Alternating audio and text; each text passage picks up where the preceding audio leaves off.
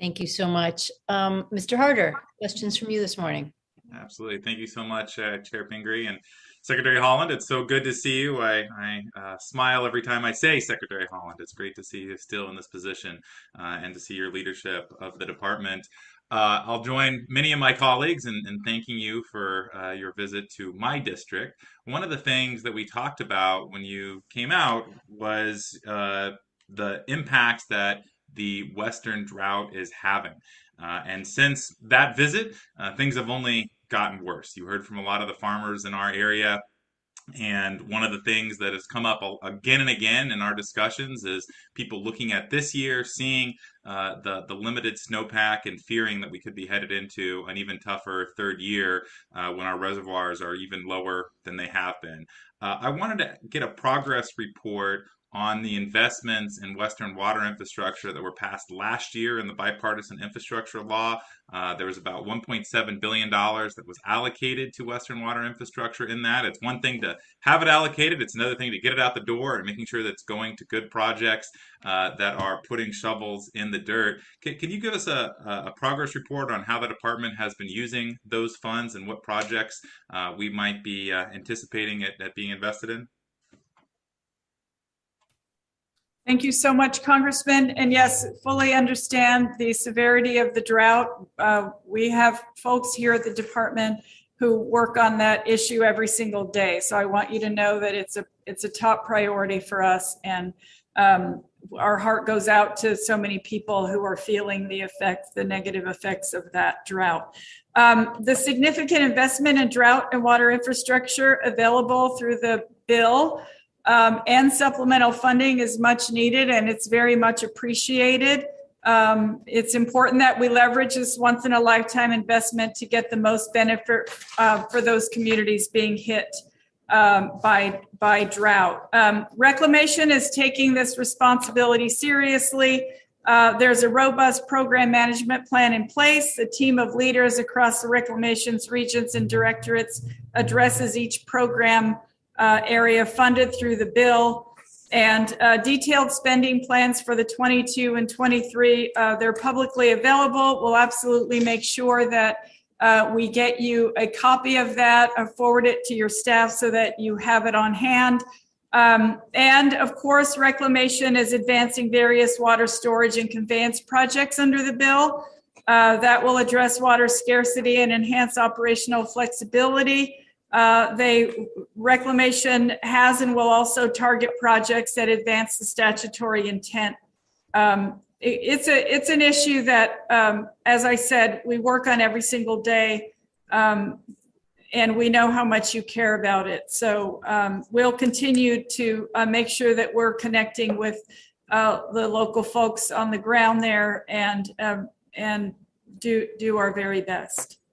Thank you. I really appreciate that. And I just underline here that I think the implementation of this bill is actually more important than the dollars that were allocated to begin with.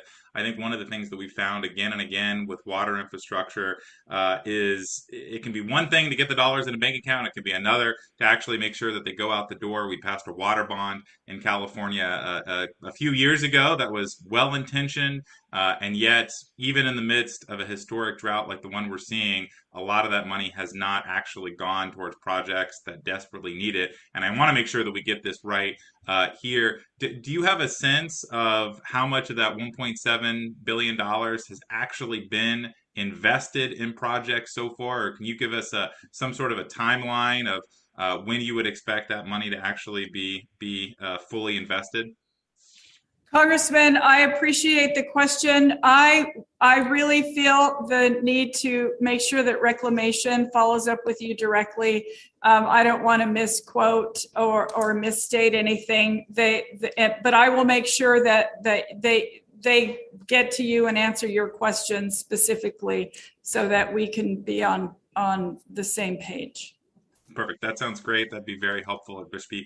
Great to get some sort of a timeline. I know it can be a lot to really work out these agreements with individual agencies, and obviously there's a lot of projects in our neck of the woods that we have our eye on, and we want to make sure, especially in the drought that we're seeing right now, that money is actually invested in the types of projects that we know are very much in need. So thank you so much for your leadership, and I'll yield back the remaining 4 seconds of my time. It's a very generous yielding back there. So, Mr. Amadei, do you have questions this morning? Thank you, Madam Chair. Yes, I do. Good morning, Madam Secretary. It's good to see you. And I'm going to kind of take the same route that some other members have taken. There's some things we'd like to interact with your staff with, but we won't try to do it in the magic 5 minutes of this context. But I will, and I'll give you a little heads up on some of them. Obviously, we want to talk about how the administration's more recent announcements in terms of supporting a green energy agenda, what they've announced that they're going to be doing through your department, how that meshes with how it helps and arguably doesn't help or whatever. But that's a discussion that's better with staff. But I want to put something on your radar screen. Because there's been an application in Nevada for a land withdrawal by a fellow administration agency, NASA.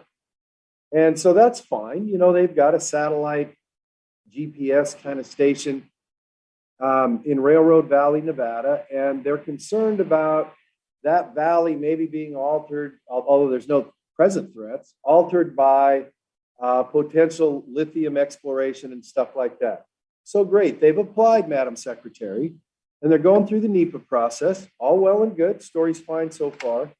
Until we get to the part where this agency in NEPA had a request from the county that has planning and zoning jurisdiction over Railroad Valley to be a cooperating agency. Now, you know, and everybody on this committee knows the NEPA process well enough. It's like they just want to be made a cooperating agency so that they can provide their input directly since it's located in their county. And with all due respect to the folks at the National Aeronautics and Space Administration, they've said no. Now, as a credit to your folks in the Bureau of Land Management, you know, your state people, the district manager, they've kind of like, hey, Will, you know, whatever. And NASA's response is, oh, well, we'll certainly take whatever they have to say into account. But, and these are my words, nobody else's, but we just have the impression that it's less complicated if we don't let them be a cooperating agency. So let me cut to the quick. Ultimately, you will make the decision on that land withdrawal. And that's great. But I also think that we all have an obligation to respect the system. And so when somebody asks to be a cooperating agency, who's the county in which the application is made? And your people have been told no in BLM by NASA. You'll get a kick out of this. So I said, okay, I want to be a cooperating agency as a member of Congress with oversight authority and budget authority over you. Guess what? They basically turned the volume off on me. Now, that won't be the last word, but I'm sitting here going, this is phenomenal procedural arrogance in the part of, and it's going to be your guys' stuff. So the reason I've told you all that is we're going to be asking to get on whoever the appropriate person at the Department of Interior's calendar, along with the BLM person, to say, hey, as the agency who ultimately is going to make the decision, because NASA had to apply to BLM, it's like, can we please show a little respect to the NEPA process other than as the applicant? Now, I get if it was some where, but it's like, Jesus, if the county in which it's located gets told no by an agency, I mean, what's that say for our process? So anyhow, I just wanted to give you a heads up on that, where it's like, we'd really like to work. It's like, listen, BLM and Interior will make whatever decision they want after taking all the evidence, which is fine. But to tell somebody they're not welcome to have a voice in the process formally, I just, It's like, wow, how disrespectful to the whole NEPA process. So we'll look forward to talking to you about that. And like I said, there's a couple other things, but I wanted to put that on your radar screen because I have never seen that in all the time, regardless of what you think about NEPA or whatever, where you're going, no, you're not welcome to come talk, even though it's in your county. Holy mackerel. Thank you, Madam Chair. Congressman, just very quickly, I'll just say that I believe very strongly that stakeholders deserve to be heard. I appreciate you going into detail about this, and I'll make sure that our BLM director follows up with you, and she will. Great. Thank you. I look forward to speaking with you guys on it. Madam Chair, I yield back. Thank you so much. Next, we have Representative Lee. Thank you, Madam Chair and Ranking Member Joyce, for hosting today's hearing. It's great to see you, Madam Secretary. And as mentioned here by many people, thank you for taking the time to come visit my district in our state. And as you know, no state south of Alaska has more federal lands than the state of Nevada, most of which is overseen by the BLM. And as Member Simpson said here, that the staffing shortage has been an issue across the West, and it's inhibited us from meeting some public lands challenges with the urgency they deserve. In Clark County, in my district, which has fully funded parks and trails projects that the BLM lands and already funded with local funds, it can currently take up to 2 years or more for BLM to sign off on the Recreation and Public Purposes Act leases that would allow these counties to move these projects forward, and more importantly, help the department carry out the America the Beautiful initiative. Could you, other than staffing, could you speak to why this approval process takes so long and what we can be doing together to help expedite it? Thank you so much for the question, Congresswoman. And I appreciate knowing how you feel about this. And yes, we recognize that building capacity in the BLM is a priority for us. We're working on ways to expedite hiring for positions that support operations, such as contracting officers, engineers, human resources. All those efforts are ongoing, and I want you to know that we're working on it, and we're happy to follow up with you in any way, shape, or form that we can, but please know that we recognize this is an issue, and we're doing our best to remedy it. Thank you. Yeah, we'll follow up on that. Maybe there's a way where we can prioritize projects that have the funding or sort of, shovel ready and get them out the door to ease up some of this backlog. And again, I completely understand the staffing issue, and so have some sympathy on that as well. But I'd love to see those projects move forward. I want to turn now to renewable energy, and as we know, it's imperative to make this transition, and obviously, time is of the essence. And last week, the department released its roadmap for achieving the 10 gigawatts of renewable energy on public lands by the end of next year, nearly doubling capacity. But across the West, we've seen instances where late or insufficient community consultation has prevented some renewable projects from proceeding. And in fact, last week, developers of what would have been Southern Nevada's largest solar facility pulled their project amid pushback from local residents and some conservation groups. And so as the department continues to fast track renewable energy development, what are you doing to ensure this kind of proactive early concentration with relevant communities and stakeholders? Let's work to prevent the spread of misinformation, protect key resources, and keep projects moving forward in the right right direction so that we can actually get them constructed. What are your plans to do that? Thank you very much, Congresswoman. And yes, I couldn't agree with you more. Proactively engaging states, counties, local communities, Indian tribes, other interested stakeholders are certainly important to moving a project forward. Thank you for that. So for one thing,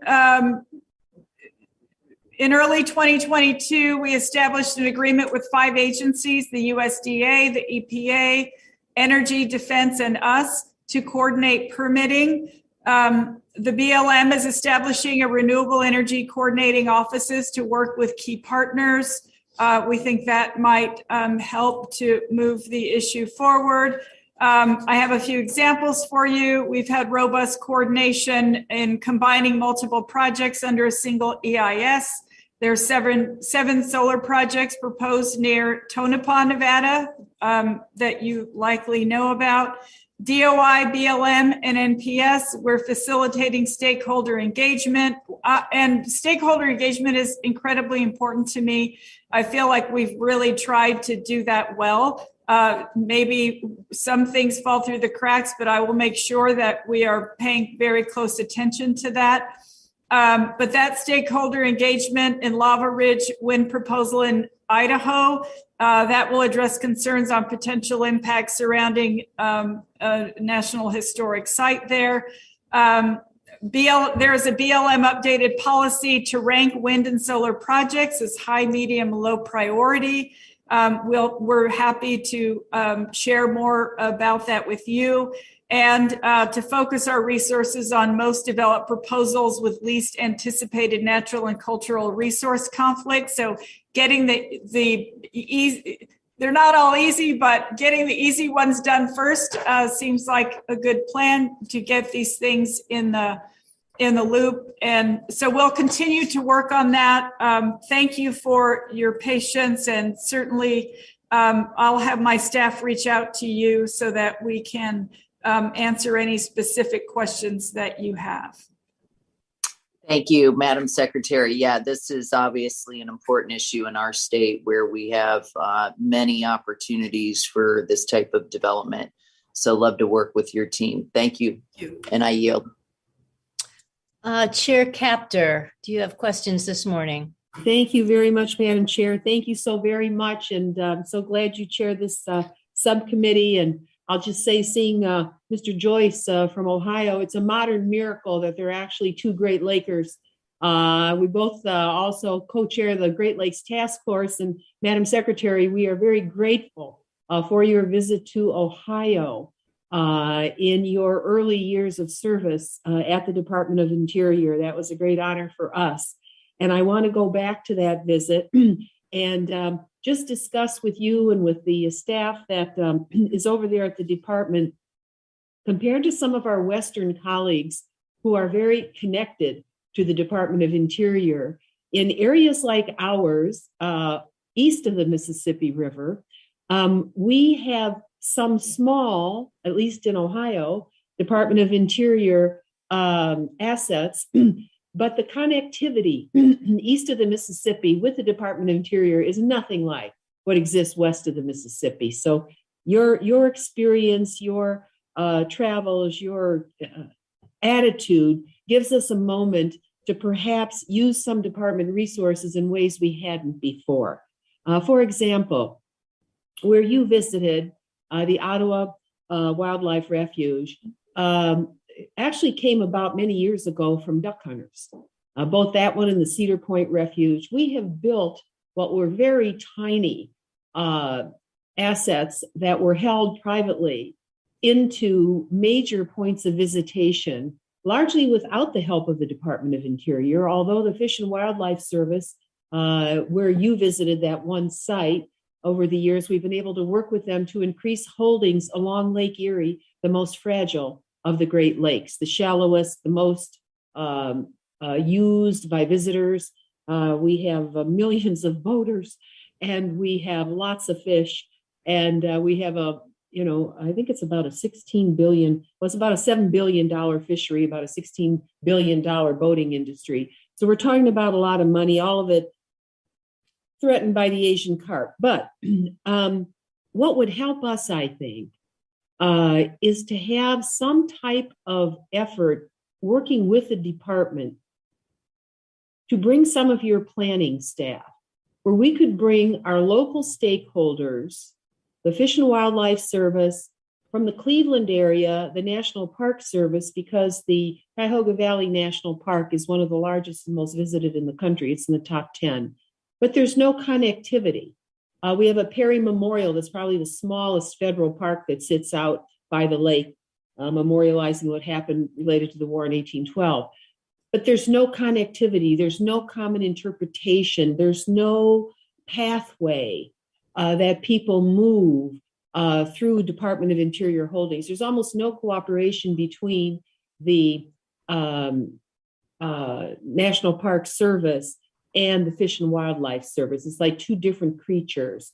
So with the funding in your bill, as well as the new funding in BIF that provides for such things as cross-lake interconnectivity and trail connectivity, it would be very valuable to us to have a discussion working with our state park people. We have very few forests up in our part of the state, but there are some down the southern part of Ohio. But the metro parks, the Toledo metro parks, for example, were #1 metro parks in the country last year, Toledo, Ohio. We are so proud of our community. And the Cuyahoga Valley Park and some of the metro parks in the Cleveland, greater Cleveland area just have historic visitation. We are about to receive along the lake at our refuges hundreds of thousands of birders. We've built up birding into nature tourism as a major economic development sector for our region. But all of this is just dots on the map. There's no connectivity. So I'm just asking if you could consider some type of meeting that we could hold, a working meeting, where we could bring together all these stakeholders that can make a difference, and then think about a future where the former Northwest Territory, which settled America after the 13 colonies, would have interpretation. That does not exist in the mindset of the Department of Interior. But with your leadership, I think maybe we can take a step in that direction. So I'm just asking with my question, can you think about helping us connect the assets there with common interpretation, working with our state and local stakeholders? Thank you very much, Congresswoman. And yes, I recall being at the Wildlife Refuge with you and you talking about this and actually seeing it in real life. So it was beautiful. It was a beautiful place. And I'm so grateful that I had the chance to be there with you. We're absolutely happy to speak with you. I'll make sure that my staff reaches out to your staff, and we would love to engage in a conversation about this. And thank you so much for caring about the area and really wanting that space for folks to truly enjoy. So we'll absolutely be in touch, and I appreciate the question. Thank you. And I'll just say, in terms of historical tourism, and I'll end with this, if you think about the name of Lake Erie, many of the counties you were in, Cuyahoga, Erie, Ottawa, there's a Native American history there that has never been allowed to be brought up, as well as the fact that we were on the Underground Railroad, and that particular lake and its connectivity to Canada is an historic place. It's as though it never happened, but it did happen. And so I feel a responsibility, and I think with your leadership, maybe for the first time in modern history, we can do something that's been left out of America's history books. Thank you so much. Thank you, Chair Capter. Sounds like you've got some